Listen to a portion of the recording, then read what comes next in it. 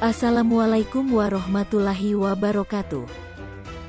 Halo sahabat, apa kabar kalian hari ini? Semoga sehat selalu.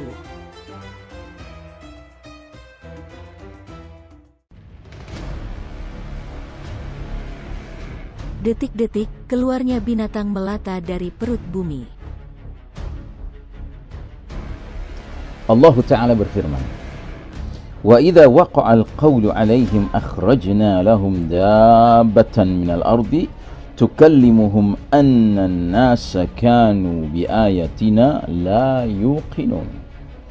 Dan apabila ketetapan telah jatuh atau diputuskan terhadap mereka, kami keluarkan sejenis binatang melata dari muka bumi yang akan mengatakan kepada mereka bahwa sesungguhnya manusia dahulu tidak yakin kepada ayat-ayat kami.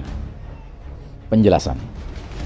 Ayat ini memaparkan tentang binatang melata yang muncul sebagai salah satu tanda dari tanda-tanda besar hari kiamat.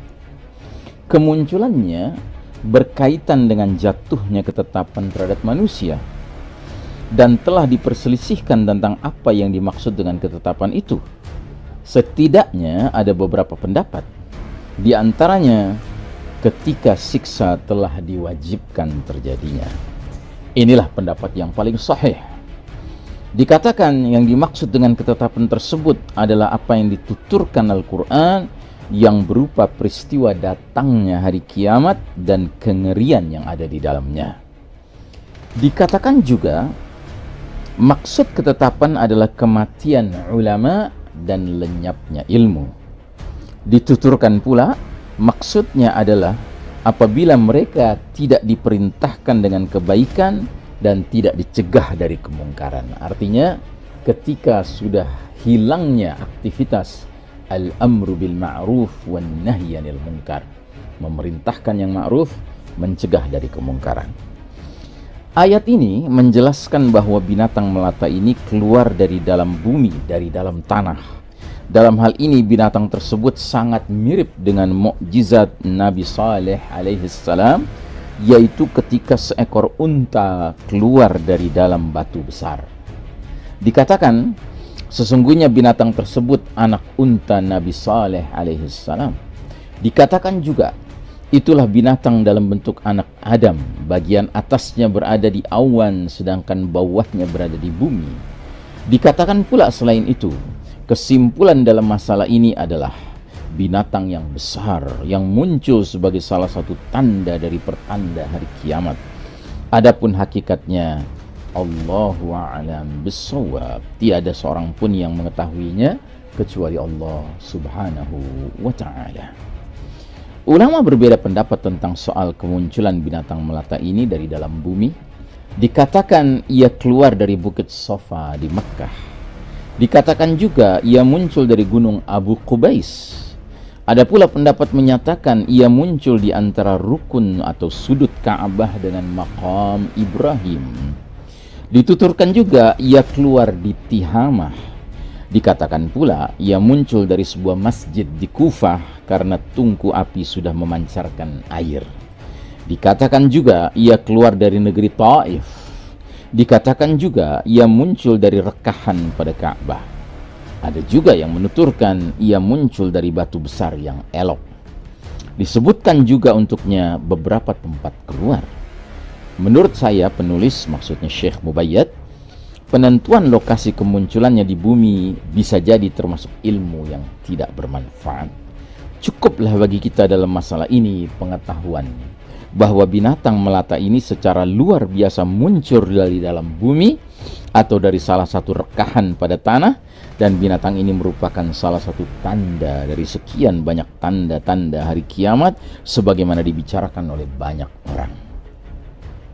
Saudaraku rahimakumullah, ulama berbeda pendapat tentang isi perkataan binatang melata tersebut. Dikatakan binatang tersebut berbicara kepada mereka tentang batilnya segenap agama illal Islam, selain Islam. Dikatakan pula binatang itu berkata kepada mereka tentang sesuatu yang membuat mereka sedih.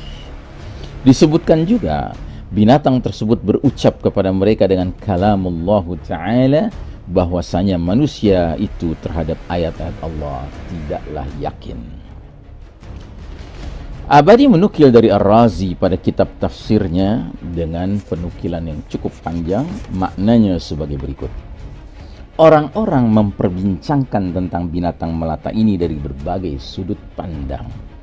Pertama, tentang ukuran tubuhnya. Di dalam satu hadis dinyatakan bahwa tingginya 60 hasta. Ya. Diriwayatkan juga bahwa kepalanya itu mencapai awan. Dari Abu Hurairah radhiyallahu anhu dinyatakan bahwa ukuran celah dua tanduknya itu panjangnya 1 farsakh bagi pengendara kuda. Kedua, tentang bentuk dan penampilan fisiknya.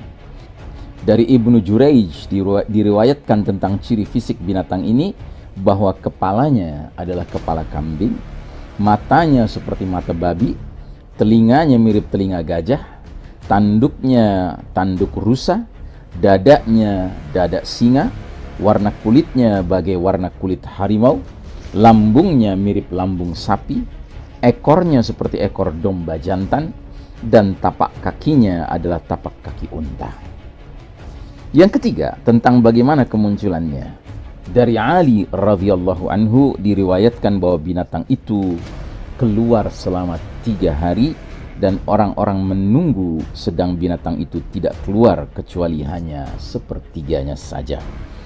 Dari Al-Hasan ia berkata, keluarnya binatang itu tidak sempurna kecuali sesudah 3 hari. Keempat, tentang tempat kemunculannya. Nabi SAW ditanya, dari manakah binatang itu muncul? Nabi menjawab, dari masjid yang paling agung keharamannya bagi Allah, yakni Masjidil Haram. Dikatakan pula, binatang itu keluar dari bukit Safa, lantas ia berbicara kepada mereka dengan menggunakan bahasa Arab. Kelima, jumlah kemunculannya. Diriwayatkan bahwa ia muncul sebanyak 3 kali. Ia muncul dari wilayah paling ujung Yaman, kemudian ia bersembunyi, kemudian ia muncul lagi di perbukitan, lalu ia bersembunyi dalam kurun waktu yang lama. Lantas orang-orang menyaksikan keberadaannya di masjid yang paling agung keharamannya dan paling mulia bagi Allah Ta'ala.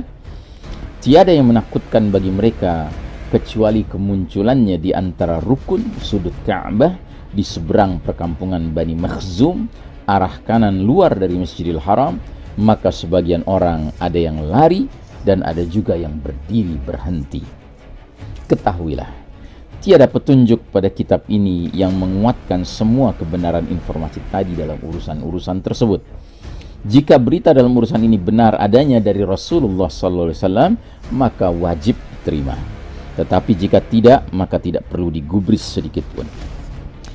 Dari Abdullah bin Amr radhiyallahu anhuma, ia berkata, aku hafal dari Rasulullah SAW sebuah hadis yang aku tidak akan melupakannya sesudah ini. Aku mendengar Rasulullah SAW bersabda, sesungguhnya tanda hari kiamat yang pertama kali muncul ialah terbitnya matahari dari arah terbenamnya. Munculnya binatang melata kepada manusia pada waktu duha. Salah satu dari keduanya muncul sebelum yang satunya, sedangkan yang lain mengikutinya segera.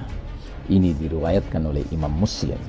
Artinya ini adalah isyarat kalau matahari sudah terbit dari tempat terbenamnya, binatang melata sudah keluar dari dalam bumi, berarti akhir dunia ini, peristiwa dahsyat as-sa'ah, kiamat, sudah amat sangat dekat. Tidak boleh dipahami dari hadis ini bahwasanya 2 tanda tersebut merupakan yang pertama muncul di antara 10 tanda-tanda besar kiamat.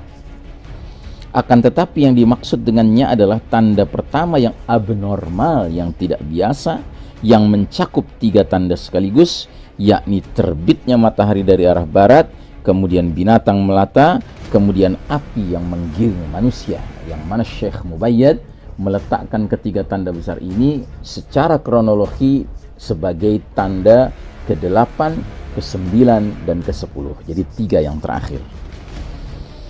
Munculnya binatang melata di bumi dengan bentuk yang aneh dan tidak biasa, kemudian berbicara kepada manusia, menandai orang kafir atau menandai orang kafir dan orang mukmin, dianggap sebagai tanda yang pertama pertama dari tanda-tanda hari kiamat di bumi, sedangkan terbitnya dari arah terbenamnya matahari dianggap sebagai awal dari tanda-tanda kiamat di langit.